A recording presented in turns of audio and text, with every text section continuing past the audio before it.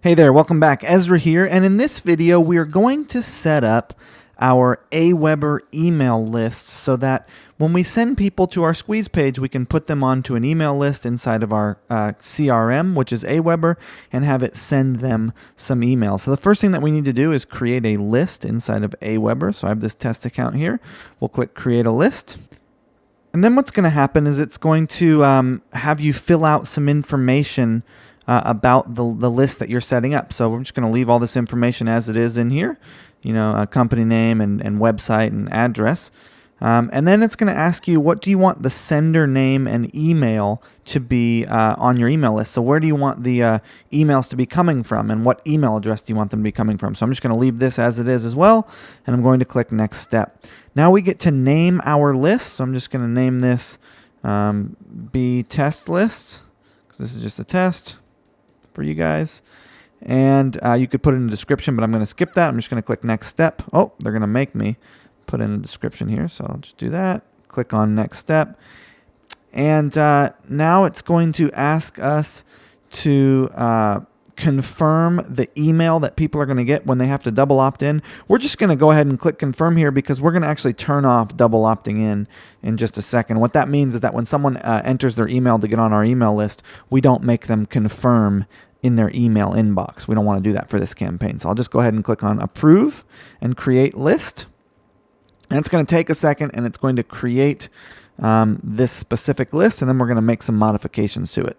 So now we are, in the settings for this particular list that we've created. You can see we've got the name of it, and what we're going to do is the first thing we're going to do is we're going to come to List Options, and we're going to click on List Settings. Now in the List Settings section, we're going to move over to Confirmed Opt-in, which is the third section here. And what we're going to do is scroll down, and we're going to turn it off. So we're going to click Yes. And we're going to turn off Confirmed Opt-in. So let's just turn that off, and make sure that you click Save Settings.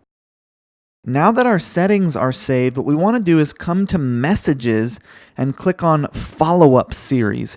We're going to create a follow-up series that's going to go out to the subscribers that end up on this list who claim our coupon code. So we're going to click on Create Your First Follow-up. What this is going to do is going to allow us to make a message that's going to go out to those people. So we're going to let this load here. And in the files for this module, you have access to the email templates that we're going to use here. So I'm just going to pull up a text editor which has the email that goes out on day one. I'm going to grab the subject line, which for you is going to be your Amazon.com and then your product name, $1 coupon. And then I'm going to grab the content that we wrote for this email for you, paste it in here. And now I'll just explain to you what each of these elements is. So I'm going to go ahead and paste that in there. So it says, congratulations, you just got a discount code on your Amazon, on our Amazon.com, and then your product name. Your Amazon.com coupon code is, and then you put in the coupon code that you use there. And then we say claim your coupon now, and this would be a link. So you would highlight that, and you would select this little link box, and you would enter the optimized URL that we just created previously. So and then it would look blue and underlined like that. Then we say limited supply, coupon expires soon. Give them the instructions. Go to our Amazon page. Put this in your shopping cart. Enter our coupon code on the checkout page. Give them the coupon code. Then we give them some instructions about it. Give them the coupon code again, and then we say step 4: leave feedback on Amazon.com. We welcome all feedback. Give them the coupon code and the order now on Amazon.com link. Now you can see if you open up the text file that you're going to have where I think you should link this up and where we link this up. So notice that we've got the optimized URL linked quite a few times throughout this email. So that's the first email they get. What we're going to do is click on Save.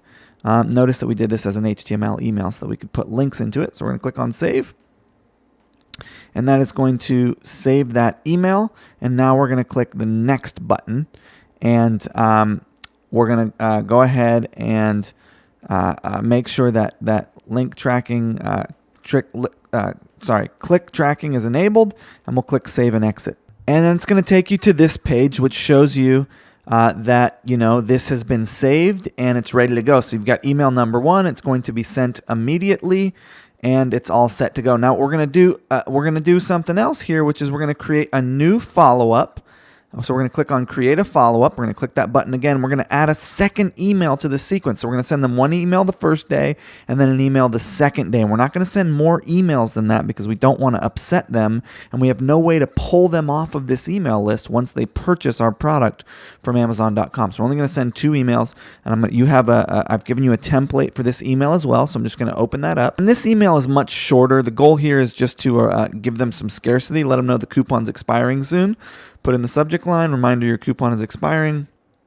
Go ahead and grab this email from our file, paste it in here, delete that. And it just says, hey, this is a reminder that your Amazon coupon code for our product is expiring soon. If you haven't claimed it yet, please do so now. Your coupon code is just $1. Enter it at checkout. Click here to claim it. And then if you've already taken advantage of this, please, if you have not already taken advantage of this, of your coupon, please go to Amazon and do it now. Click here to claim. So, and if you look at the text file, you can see where I think you should have it linked up here. I've got all the hyperlinks in there, all the hyperlinks in there for you, so you can see where we think you should have it linked up. So then what you would do after you'd link this up, you could bold up some of these, coupons so they stick out a little bit more, and then just go ahead and click save, and then go ahead and click next. And now you get to set when this email goes out. How long after the previous email does it go out? So we're going to set it to 1 day. We're going to click save and exit.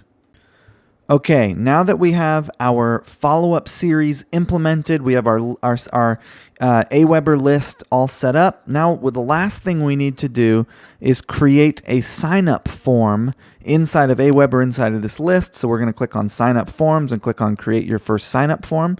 And this is what we're going to integrate with our Lead Pages account. So what we're going to do is we're going to just come to the form as it is.